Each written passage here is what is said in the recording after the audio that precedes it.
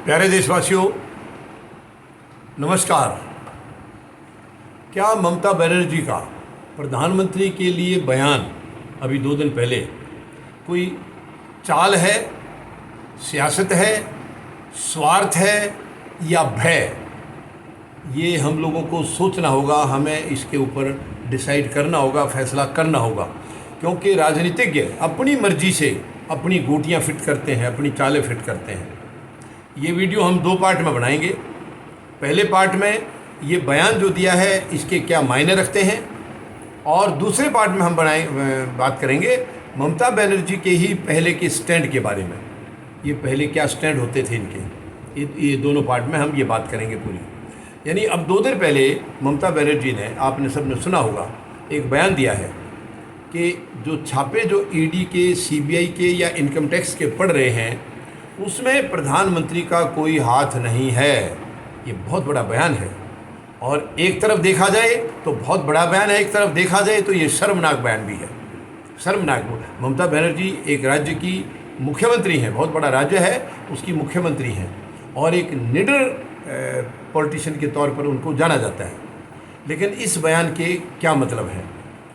इस बयान का बहुत गंभीर मतलब है। यानी जो बंगाल में, पश्चिम बंगाल में जो ईडी सीबीआई के छापे पड़ रहे हैं, इनकम टैक्स के छापे पड़ रहे हैं, क्या ये उनका भय है?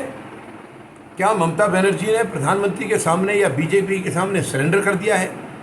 जो कि अब तक तो इनका इम्प्रेशन बहुत ऐसा था कि ये बिल्कुल निडर हैं और केंद्र सरकार की गलत नीतियों का हमेशा विरोध करती थी।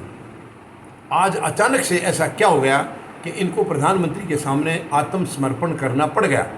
अब देखिए, ये कोई बच्चा भी नहीं मानेगा कि ईडी, सीबीआई और इनकम टैक्स के मिसयूज़ में प्रधानमंत्री का हाथ नहीं है।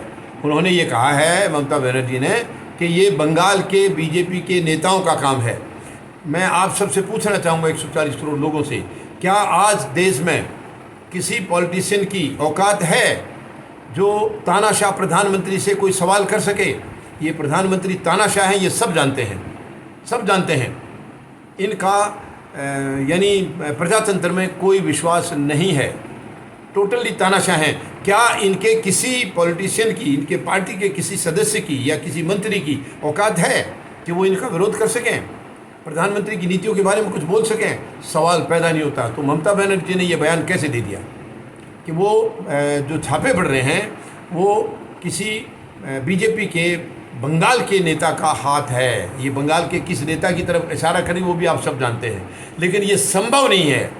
बीजेपी में आज ना पार्टी में ना सरकार में किसी की औकात नहीं है जो प्रधानमंत्री के किसी गलत फैसले का भी विरोध कर सकें। तो ये ममता बनर्जी ने क्यों कहा? ये बहुत गंभीर सवाल है, और इसके मायने बहुत लंबे हैं। इनका खुद का भतीजा है, उनके ऊपर भी ईडी के छापे पड़े हैं, उनकी मिसेज के ऊपर भी पड़े हैं। तो ये कई चीज़ें हैं, कई नेताओं पर पड़े हैं। तो ये मुझे लग रहा है एक भय है। बाकी कुछ बातें हम अगले पार्ट में करेंगे। धन्यवाद। जय जवान, जय किसान, जय हिंद।